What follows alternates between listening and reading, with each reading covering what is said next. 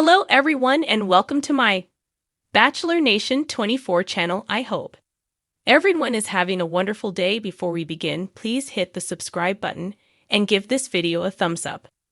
Golden Bachelorette Joan Vassos faces doubt in hometowns.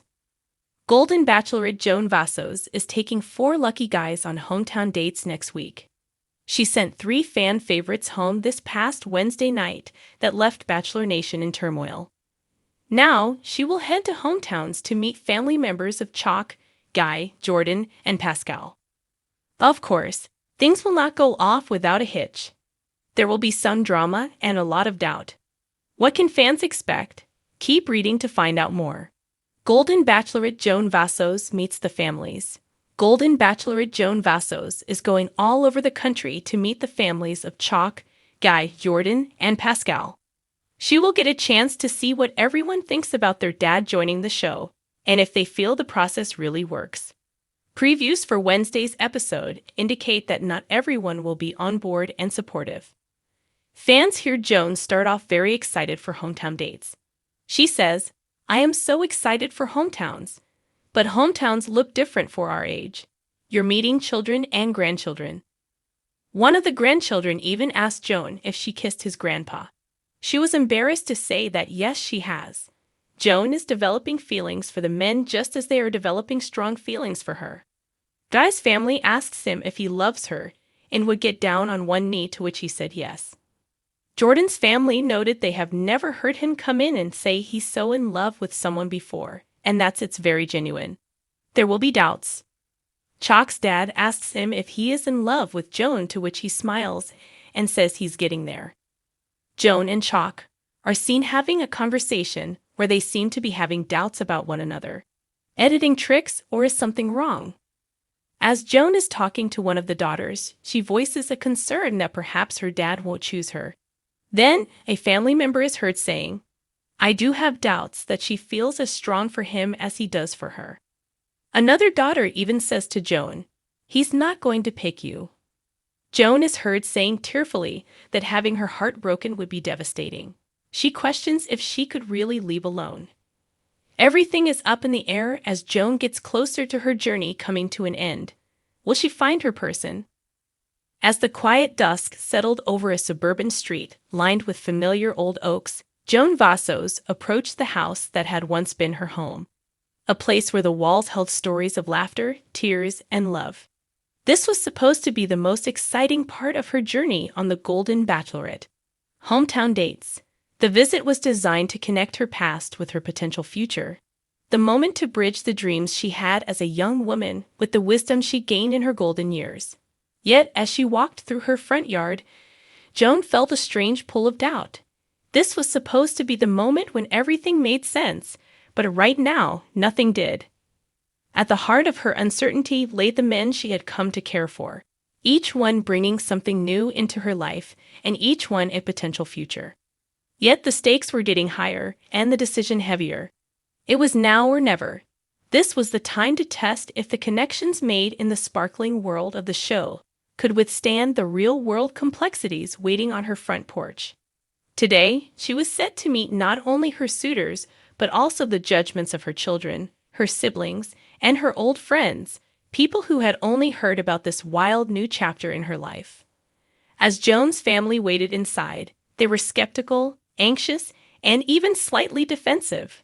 Joan's eldest daughter, Allison, had always been Joan's voice of reason.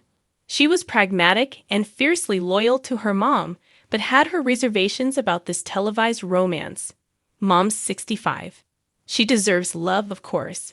But what if these men just want their 15 minutes of fame? She had confided to her younger brother, Nick, who had taken a more relaxed approach.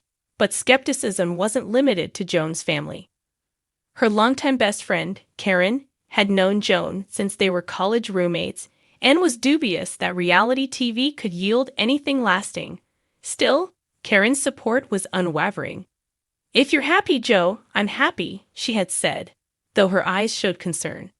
The evening kicked off with Joan introducing her family to Charles Lang, a charming man with an aura of intelligence and a subtle humor that had caught Joan's attention early on.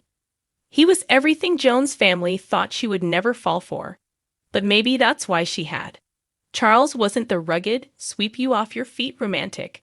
He was a steady presence, solid, grounded, and kind. As they sat down to dinner, Allison wasted no time drilling him about his intentions. "So, Charles," Allison began with an air of authority, "what is it about my mom that makes you want to be with her?" Charles didn't flinch. "Joan is unique. She has this way of bringing light into a room without trying. Her laughter is infectious, and her compassion seems endless. I'm here because I feel deeply for her and want to see if that can turn into something real." Allison's face softened, if only slightly. Joan watched her daughter wrestle between protectiveness and her desire to see her mom happy.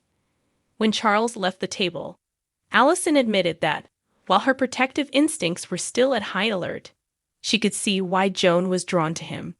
The next visit came from Guy Gansard, whose suave, larger-than-life personality had brought excitement into Joan's life. As soon as Guy walked through the door, he charmed the crowd with stories from his eclectic life and his keen sense of adventure. Nick took an instant liking to Guy's boldness and charisma, while Allison remained on the fence, aware that charm could sometimes mask deeper intentions. But even Joan herself felt a bit of unease with Guy. While he stirred up feelings of excitement and nostalgia for the wild days of her youth, something within her questioned if he was in it for the right reasons. The doubt crept in as she watched him effortlessly work the room. Was this confidence genuine, or was he playing the part of a leading man in a scripted romance? When the third man, Chalk Chapel, arrived, the evening took on a different tone. Chalk, a retired firefighter with a warm demeanor, brought a sense of ease to the room. He spoke openly about his past heartbreaks and his journey toward finding happiness again. He and Joan had connected over their shared losses and the way they had each built themselves back up. The night was filled with laughter as Chalk shared stories of his time in the fire service, and Joan's family couldn't help but be drawn to his sincerity. Over a cup of coffee after dinner, Joan's best friend Karen finally broke her silence, sharing her thoughts with Joan as they watched the men mingle. "I know you're feeling the pressure to choose one of these men," Karen said softly. "But you've got to remember that this decision is yours and yours alone. Don't rush just because the cameras are rolling." Joan nodded, her heart heavy with the weight of Karen's words.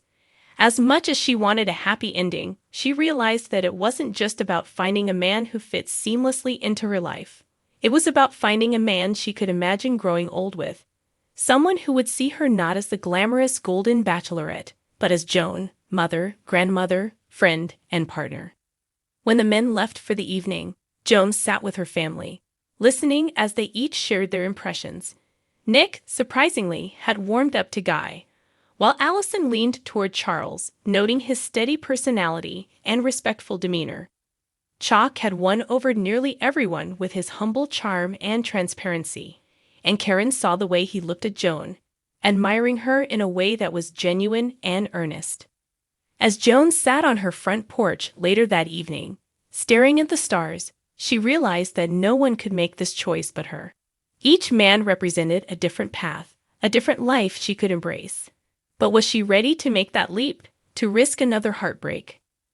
A gentle wind stirred the autumn leaves around her, and Joan took a deep breath, feeling a sense of peace wash over her.